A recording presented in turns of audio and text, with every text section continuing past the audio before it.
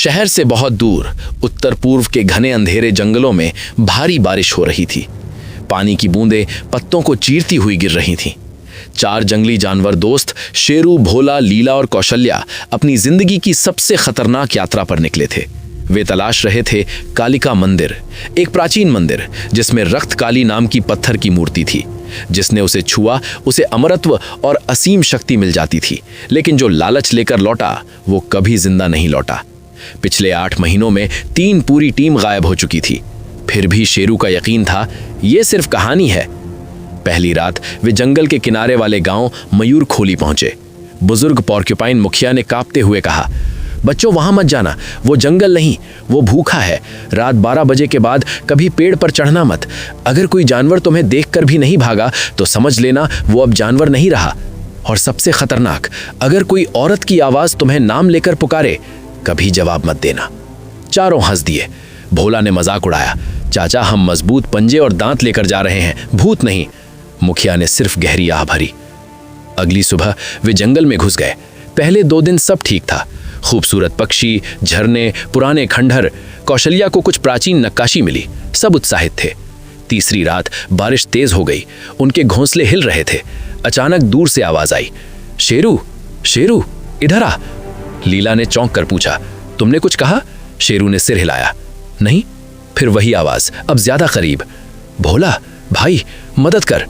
भोला torch लेकर बाहर निकला। कुछ नहीं था, सिर्फ बारिश। रात 2:47। शेरू को लगा जैसे कोई उसके घोंसले के बाहर खड़ा है, भारी गीनी सांस ले रहा है। उसने बाहर झांका। बाहर एक हिरन खड़ा था, लेकिन उसकी आंखें पूरी काली थीं, कोई पुतली नहीं। हिरन ने मुंह खोला और अंदर से लीला की आवाज निकली, शेरू मुझे अंदर ले लो, वो मुझे खा रहा है। शेरू जोर से दहाड़ा, सब जाग गए। हिरन भाग गया। अगली सुबह कौशल्या ने कहा, यह नॉर्मल नहीं है, हमें वापस लौटना चाहिए।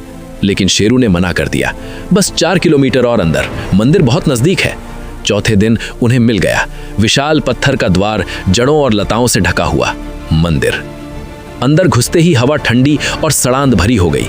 दीवारों पर नक्काशी, जानवर इंसानों में बदलते हुए और इंसान जानवरों को खाते हुए। सबसे अंदर एक खाली चबूतरा, मूर्ति गायब थी। कौशल्या ने कहा, कोई इसे पहले ही ले गया है, लेकिन देखो ये निशान, जमीन पर ताजा खून के निशान, बहुत बड़े पंजों के। तभी जंगल में हंसी गूंजने लगी, सैकड़ों गले मिलकर हंस रहे थे। रात 11:40। भोला पानी पीने बाहर निकला। 30 सेकंड बाद उसकी चीख गूंजी। जब बाकी पहुंचे तो देखा भोला एक पेड़ से लटका हुआ था। उसका सिर उल्टा, गर्दन 360 डिग्री घूमी हुई, आंखें खुली थीं और मुंह से हल्की हंसी निकल रही थी। लीला डर से कांप गई। शेरू ने दहाड़ते हुए कहा, हम निकलते हैं अभी। लेकिन जैसे ही वे मुड़े, जंगल ने उन्हें घेर लिया।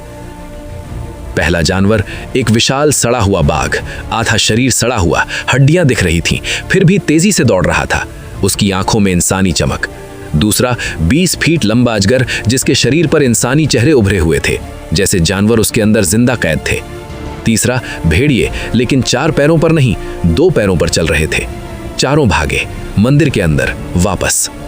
अंदर कौशल्या ने दीवार पर खून से लिखा पाया, जो मूर्ति ले गया वो अब मूर्ति बन गया है। रात 1:15। मंदिर की दीवारें हिलने लगीं, जमीन फट गई, नीचे से निकली रक्त काली, 15 फीट ऊंची, काली, आधे इंसान आधे राक्षसी जानवर, सिर पर सींग, शरीर पर पपड़ीदार चमड़ी, मुंह में सैकड़ों दांत, आंखें पूरी काली। उसके पीछे सैकड़ों परिवर्तित जानवर, सड़े बाघ, भेड़िए, अजगर, सभी रक्त काली के गुलाम। शेरू ने पंजा उठाया, लेकिन कोई असर नहीं हुआ। रक्त काली हंसी, तुम मुझे ढूंढने आए थे, अब मैं तुम्हें ढूंढ लूंगी। लीला चीखी, शेरू भागो, लेकिन शेरू रुक गया। उसने देखा रक्त काली के सीने पर वही पत्थर की मूर्ति चिपकी हुई थी। शेरू ने फैसला लिया। वो सीधा राक्षसी की तरफ कूदा, छलांग लगाई और मूर्ति को जोर से खींच लिया। एक भयानक चीख पूरे जंगल में गूंजी। सभी जानवर एक साथ चीख उठे। रक्त काली ने शेरू को पकड़ लिया। उसके नाखून शेरू की छाती में घुस गए, लेकिन शेरू ने मूर्ति नहीं छोड़ी। अगर मुझे मरना ही है तो तुझे भी ले जाऊंगा। मूर्ति चमक उठी, तेज रोशनी फैल गई। सुबह जंगल के बाहर गांव में मुखिया चाय पी रहा था। 3 जानवर लंगड़ाते हुए निकले, भूला जिंदा लेकिन आधा पागल, लीला और कौशल्या। शेरू नहीं था। मुखिया ने पूछा, मूर्ति मिली? कौशल्या ने कांपते पंजे से छोटा काला पत्थर निकाला। मुखिया मुस्कुराया। अब ये तुम्हें भी बुलाएगा, हर रात। लीला रोते हुए बोली, शेरू ने खुद को कुर्बान कर दिया। मुखिया ने सिर हिलाया। नहीं बेटी, वो अब मंदिर का नया रक्षक बन गया है। अब वो जंगल का हिस्सा है। अगर कभी कोई और मूर्ति ढूंढने आएगा तो शेरू ही सबसे पहले उसका स्वागत करेगा।